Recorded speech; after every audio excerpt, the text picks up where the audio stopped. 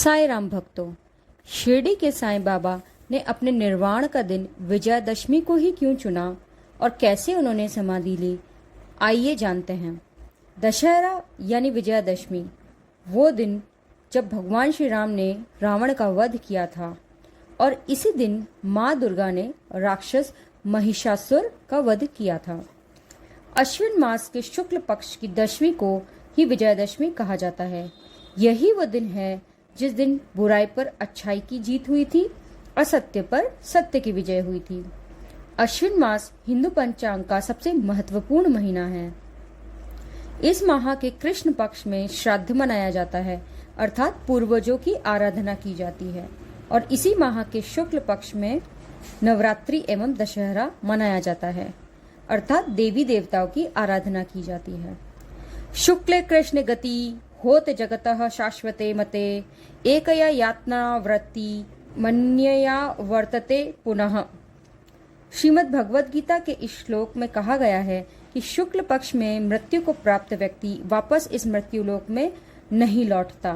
तभी भीष्म पितामह ने अपने शरीर को तब तक नहीं छोड़ा था जब तक उत्तरायण का शुक्ल पक्ष प्रारंभ नहीं हुआ था। यही कारण से और इस दिन की महात्म की वजह से साईं बाबा ने अपने निर्वाण का दिन सुनिश्चित किया। आगे हम ये जानेंगे कि बाबा ने किस प्रकार समाधि ली। साईं बाबा ने अपने निर्वाण के दिन से पहले कई बार संकेत दिए थे। पहली घटना तब हुई जब बाबा के निर्वाण के दिन से ठीक 2 वर्ष पूर्व विजयादशमी के ही दिन बाबा अत्यधिक क्रोधित हुए थे। इस घटना द्वारा बाबा ने स्पष्ट किया था कि जीवन रेखा पार करने के लिए दशहरा ही उचित समय है। दूसरी घटना में बाबा ने रामचंद्र पाटिल, जो उस वक्त बहुत बीमार थे, के स्वप्न में आकर उन्हें कहा था कि वो शीघ्र ही स्वस्थ हो जाएंगे, परंतु 1918 की विजयादशमी को तात्या पाटिल का देहांत हो जाएगा। तीसरी घटना बाबा के निर्वाण के कुछ दिन पूर्व ही घटित हुई, जब बाबा के साथ रहने वाली ईंट खंडित हो गई। बाबा इस ईंट को अपने सिरहाने रखकर सोया करते थे। बाबा ने जब खंडित ईंट को देखा तो बड़े दुख से कहा कि यह ईंट नहीं फूटी है, मेरा भाग्य फूटकर छिन्न भिन्न हो गया है। यह तो मेरी जीवन संगनी थी, इसके साथ मैं आत्मचिंतन किया करता था, अब इसने मेरा साथ छोड़ दिया है। बाबा के परम भक्त तात्या कोते पाटिल, जो कि बाईजा माँ के पुत्र थे, 1918 में गंभीर बीमार हो गए। उनकी स्थिति चिंताजनक हो गई। विजयादशमी का दिन निकट आने लगा। तभी बाबा ने तात्या पाटिल को जीवन दान देते हुए उनकी मृत्यु अपने सिर ले ली। तात्या ठीक होने लगे, परंतु साईं बाबा बीमार हो गए। बाबा को तो मालूम ही था कि अब उनका समय पूरा हुआ है।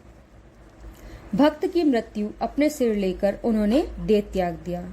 बाबा ने अपने अंतिम समय में भी सजग और चैतन्य रहते हुए बिताया था। बाबा ने श्री वजह से राम विजय प्रकरण सुना। ये उसी प्रकार था जिस प्रकार हिंदू किसी मनुष्य के अंतिम समय में उसे धार्मिक ग्रंथ सुनाते हैं। देह त्याग के कुछ क्षण पूर्व बाबा ने लक्ष्मीबाई, जो कि बाबा की अनंत भक्तों में से एक थी, को 9 सिक्के दिए थे। बाबा ने बयाजी आपा कोते की गोद में अंतिम श्वास ली। बाबा ने अपने अंतिम शब्दों में कहा था कि मुझे द्वारका माई में अब अच्छा नहीं लग रहा है, मुझे बूटीवाड़े ले चलो। बाबा के देह त्याग पश्चात उनके सभी भक्त द्वारका माई में एकत्रित हो गए और आपस में विचार विमर्श करने लगे कि बाबा की देह की अंतिम क्रिया किस प्रकार की जाए। बाबा के भक्तों में हिंदू भी थे और मुस्लिम भी। मुस्लिम भक्त कहने लगे कि बाबा को कब्रिस्तान में दफन कर उस पर एक मकबरा बना दिया जाए।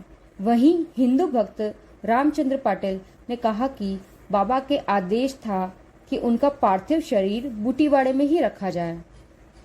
इसी कारण भक्तों में वाद विवाद हो गया और यह 36 घंटों तक चला, परंतु बाबा के अंतिम श्री वचनों को आदरपूर्वक स्वीकार करके लोगों ने उनके शरीर को बूटीवाड़े में रखने का निश्चय किया।